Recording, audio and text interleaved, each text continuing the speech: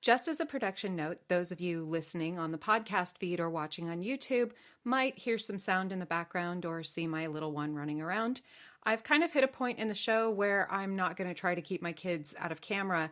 I don't like doing it. It makes me unhappy. It makes them unhappy. And I think we're all grown-ups here and we can just deal with the fact that sometimes kids are in your life and sometimes they make a little bit of noise.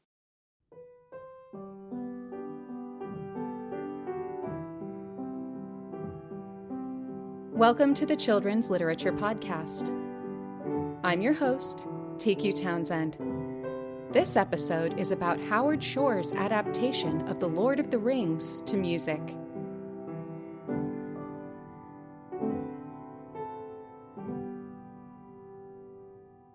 I've got just a few things to discuss before I move on to today's main topic. First, this is the 147th episode of the show. Soon we'll have our 150th episode mailbag party where myself and co-host Chloe will answer your questions. I have some pretty good ones that you've sent in, but it's my show and I can make it as long as I want. So if you think of anything that you'd like to ask us, you can send that in to letters at childrensliteraturepodcast.com. Second, once in a while I'll spot something online that's just so awesome I have to share it. And recently I discovered the actor Ben Fensum. He has a lot of nice videos, but the ones that really make me laugh are where he takes audio from the 1993 miniseries version of Pride and Prejudice. You know, the only one that Jane Austen fans accept, which starred Colin Firth and Jennifer Ely. He acts out all the characters and just sort of uses whatever random stuff he has laying around his house to suggest the characters. He puts a doily on his head to play Mrs. Bennet. He kind of rolls up the sleeves on his t-shirt to make them puffy so he can look like Elizabeth Bennet with her Regency-style sleeves. And when he needs to play someone like Mr. Darcy or Mr. Bingley, he'll take a napkin or a sock and sort of tuck it into his neckline to suggest a cravat. His facial expressions are really exaggerated, and it's just such a fun, loving, hilarious send-up of this much-beloved miniseries. If you haven't seen these videos, please check him out. You can find him on Instagram at somebenfen, and you can find him at www.benfensum.com. Next, I've really been enjoying the discussions that I've had with many of you on social media. I recently chatted with friend of the show, Ben Dixon. He's the author of the Neil Peel series. Go and get some of those books if you haven't read them yet. About what parts of Peter Jackson's film adaptation of The Lord of the Rings would have been accepted by J.R.R. Tolkien, and which ones would have been outside his comfort zone. I've also had some nice chats with a few of you on YouTube, especially about the upcoming live-action remake of Snow White. One listener was concerned that I would misunderstand her meaning when she said she just kind of didn't like the casting of an actress who couldn't accurately portray Snow White as someone with skin as white as snow. I'm actually quite sympathetic to people who feel this way. This is how the character is written. That's what's on the page. If you don't want to tell that story, tell a different one. The conversation got me thinking, and it occurred to me that you could portray Snow White outside a European culture if that's what you're interested in doing. There are plenty of places on Earth where people have very pale skin. Since my teen years, one of my guilty pleasures is Spanish-language telenovelas, and in recent years I've discovered K-dramas, which is sort of the Korean take on the soap opera genre. They tend to be set hundreds of years ago in Korea, and they always have beautiful costumes. My conversation on YouTube got me thinking that you could easily do Snow White as a K-drama. You could have a cast that was outside the historic European setting, but it would still be an accurate interpretation of the folktale. It doesn't make you a bad person to want filmmakers to be faithful to the source material. If you have to bend a story past its breaking point, maybe that's not the story you want to tell. There are so many wonderful stories from all over the world, and they deserve to be told. If you want to tell a fantasy story with a Latina star in it, go for it. I'll watch it if it's good. It's kind of disheartening that it's become controversial to say something so straightforward and simple. If a story is good, people will enjoy it. If filmmakers don't like a story enough to be faithful to it, audiences will sense that disgust and they won't like the end product. Finally, I departed from the show's weekly Monday release schedule over the summer. This was partly because I knew this was going to be a particularly busy summer for me, and also, as I've mentioned before, I've been working on a secret project. And while I have a goal to get back to a regular schedule, I have to say, I'm sort of enjoying the freedom of just releasing episodes when I feel they're needed. If you have any opinions about this, it would be nice to hear from you. Do you prefer a regular release schedule, or do you just enjoy episodes as they come out? And now, on with the show. Season 2 of The Rings of Power is upon us. As with Season 1, that means that most of the Tolkien talk online is going to be really depressing, some of it angry, and almost all of it about how bad the show is. I usually love an excuse to talk about an adaptation of a great work of literature for the stage or screen, but in this case, I can't do it because, as I've said before, Rings of Power just isn't an adaptation. There's a couple of characters who have the same names as characters that Tolkien wrote, but they don't look or behave like them, and the rest of the plot just has absolutely nothing to do with any of Tolkien's stories. On top of that, I just found that it wasn't a very good show. I didn't understand why any of the characters were making the decisions that they were, and the plot was sort of boring. Nothing really happened.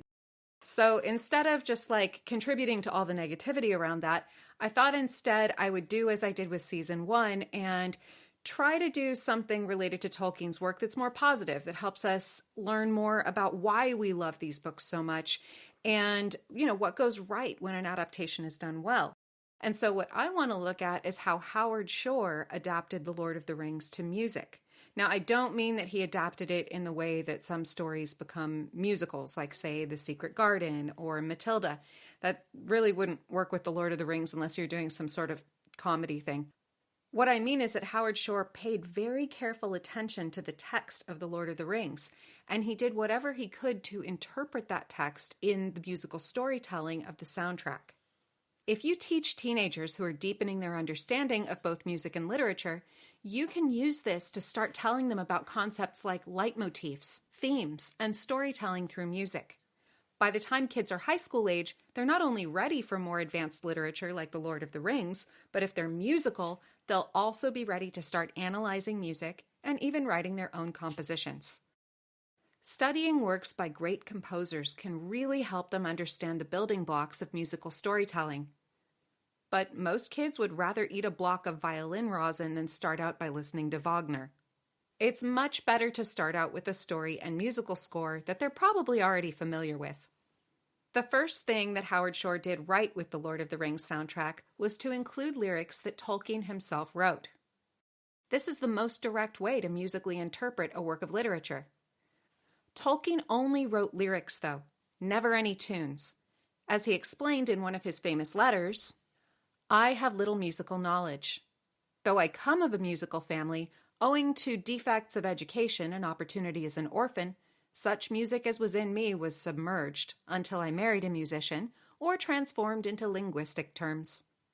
Music gives me great pleasure and sometimes inspiration, but I remain in the position in reverse of one who likes to read or hear poetry, but knows little of its technique or tradition, or of linguistic structure." This shows respectable humility. Although Tolkien couldn't write music for his own lyrics, he liked it when others did. He had warm praise in particular for the settings done by Donald Swann.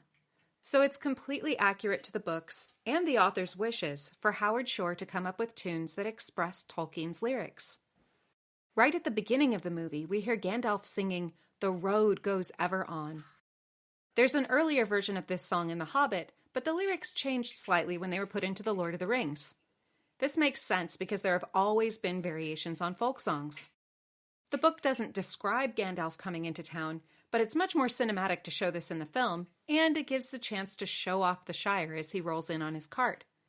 I also like that Gandalf sings this song as he enters Hobbiton with everyone's attention on him, and then Bilbo sings it as he slips away unnoticed after his birthday party. That part does happen in the book, and Peter Jackson interpreted this scene very accurately. The use of the song "The Road Goes Ever On" is a great way to introduce kids to the idea of music that is either inside the story or outside the story. The musical jargon for this is diegetic or non-diegetic music, but these terms can be hard to remember and people tend to sound pretentious when they use them, so it might be easier to teach this idea using the terms inside the story or outside the story. When Gandalf and Bilbo sing this song, it's inside the story. The characters can hear this music because they're the ones making it. But at the same time, Howard Shore layered on music that is outside the story, the soundtrack that the characters can't hear. These two types of music interact really nicely at the beginning of the Fellowship of the Ring. There is this beautiful cinematic feeling soundtrack, but it's pointed right at the song that the characters are singing, so the music is supporting not only the character development, but the plot of the story and your personal connection to it.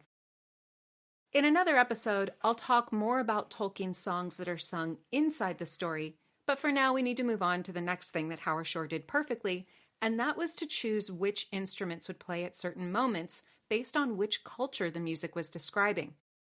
He didn't just write specific musical themes for different cultures in the film. He had the orchestra play them using only instruments that those cultures would have had access to. Music that describes the Shire and hobbits uses folk instruments that could have been manufactured by hobbits. Themes that describe the nation of Gondor use brass instruments, which require a more sophisticated level of manufacturing, but they have a mellow, elegant tone. This reflects the high level of craftsmanship and civilization that exists in Gondor.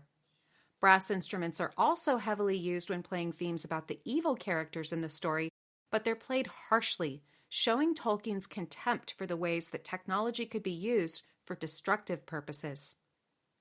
I'm most excited to talk about the theme that Howard Shore wrote for the people of Rohan, but I'll have to save that for another episode.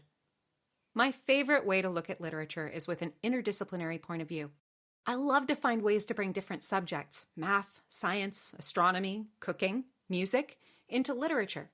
It makes learning so much more fun and effective. I also hope this little project can bring some positivity to the discussion about adapting Tolkien's work at a time when most of it is going to be pretty negative. 2 years ago, when Season 1 of The Rings of Power came out, I made a similar effort. I took a look at the song lyrics in The Hobbit and closely read the text of the book. Then I tried to create music that matched what Tolkien wrote. I'd rather refer to these songs as musical experiments rather than proper compositions, but if you haven't heard them before, I would really appreciate finding out what you think of them. I'll provide links in the show notes. I also have free sheet music for these experiments at children'sliteraturepodcast.com. Which of Tolkien's lyrics are your favorite? Which musical settings have been the most moving to you? I'd love to hear all about it. You've been listening to the Children's Literature Podcast. Please subscribe and give the show a rating. Send comments to letters at children'sliteraturepodcast.com. I'm your host, TQ Townsend. Thanks for listening.